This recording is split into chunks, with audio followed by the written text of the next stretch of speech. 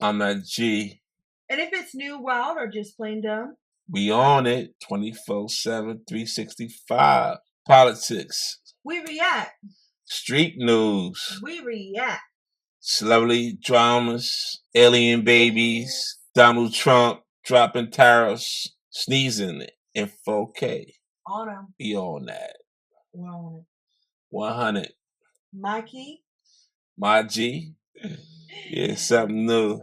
I'm going to react. This ain't your mama's reaction channel. Give it to you raw. No bluff. No filter. Laugh with me. Argue with me, and I'll argue back. That's what I do best.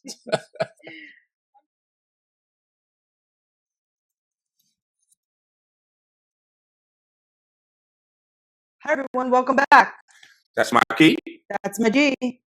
We're here to talk about a controversial episode. Let's get into it. Tensions deepening between two Texas families, torn apart by a deadly high school track meet stabbing, now playing out in public view. Jeff Metcalf, the father of 17-year-old Austin Metcalf, who was killed earlier this month, crashing a news conference on Thursday, held with the family of his alleged killer, 17-year-old Carmelo Anthony. Metcalf, wearing dark sunglasses, escorted away by police. He has not commented since his appearance, but spoke to NBC's Dallas-Fort Worth station KXAS earlier this month. You know what? I already forgive this person. Already. This is a very sad situation on both sides. Both sides. The parents, the people that were involved, on both sides are having to deal with a lot right now. They're in a state of confusion. They don't really know what's going to happen, and they both need people. People need to be more sympathetic towards both sides. I know in the media people are saying trying to choose sides. There's no sides choosing here. I just want to say there's loss on both. There's no winners here. There's no clear-cut winners. There's nobody here that's picking because of skin color. I love all people.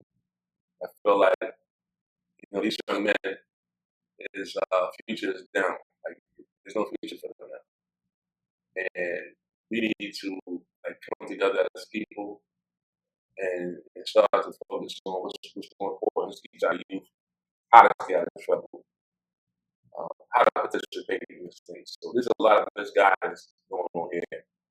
Where he might have been a good kid, but we really don't know. We wasn't at that school. We have no idea.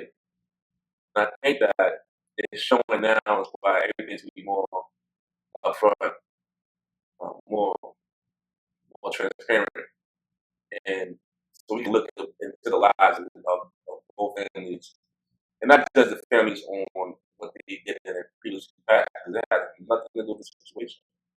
It has more to do with how they move forward from this point here. And I think that, my honest opinion about it is that I think the father got a bad deal just now. Like he got a bad deal. Imagine you showing up, and I don't know what his reasons for being there. He shouldn't have been there, not here. But you lost your son. Let's say it was just you. Take this skin color right off, put a black man there, shows up. I don't know what his reason there. He just shows up. So let's go with this. Just showed up. That's all we know at this point. Just showed up. And what's how would that turn out? How would that be? How would that be? How would you feel? And whether you are the person that's being charged or the person that was on the other receiving end of that, like when that was being murdered. But let's get into some more information here and see what really happened, and then we'll get back to more details a little later. God takes care of things. After Metcalf was led out on Thursday, Anthony's parents addressed the cameras. To the family who experienced the loss, my heart truly goes out to you. Kayla Hayes, Anthony's mother, offering her sympathies, but also detailing the public backlash against her own family in her first comments since the stabbing. We have endured death threats, My 13-year-old daughter is afraid to sleep in her own bedroom because she's fearful of what may happen to her. Her son was charged with murder after police say he stabbed Metcalf following a verbal altercation at a track meet on April 2nd. They say Anthony admitted to the killing, saying he acted in self-defense.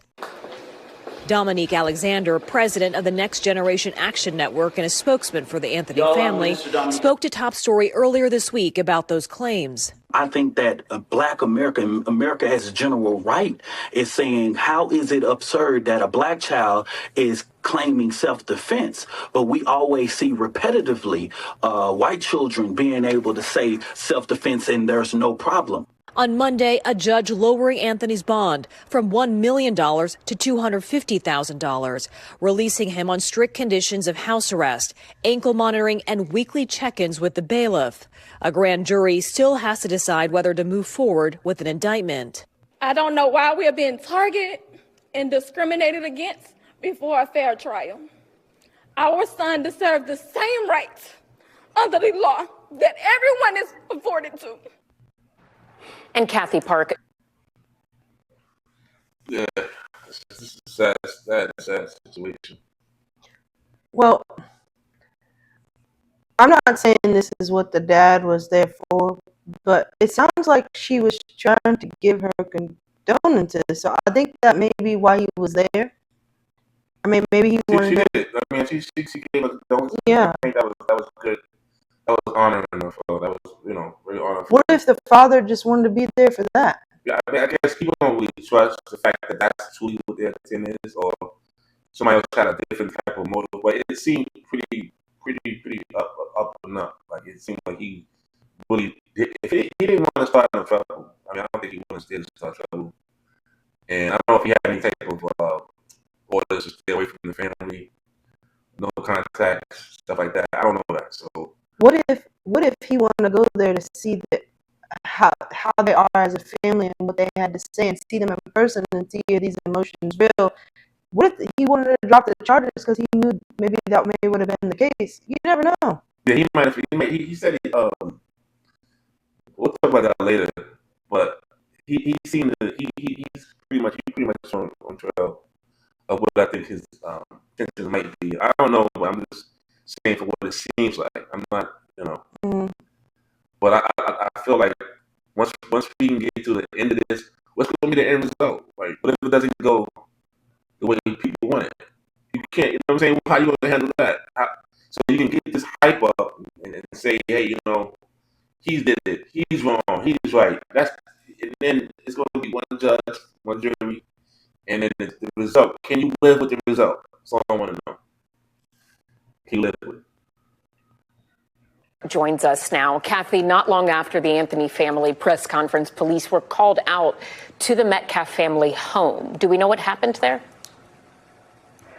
Yeah, Ellison, so Frisco police say they responded to what was initially reported as a gunshot call to an address linked to Austin Metcalf's family, but officials are now saying it was a case of swatting. You might have heard of it. It's a fake threat intended to get a large law enforcement response. So right now, it is still unclear who made this call, but swatting really is a serious crime, and anyone who is behind it could be facing criminal charges.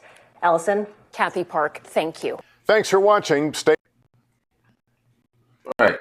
Now, this man came in. He had to feel like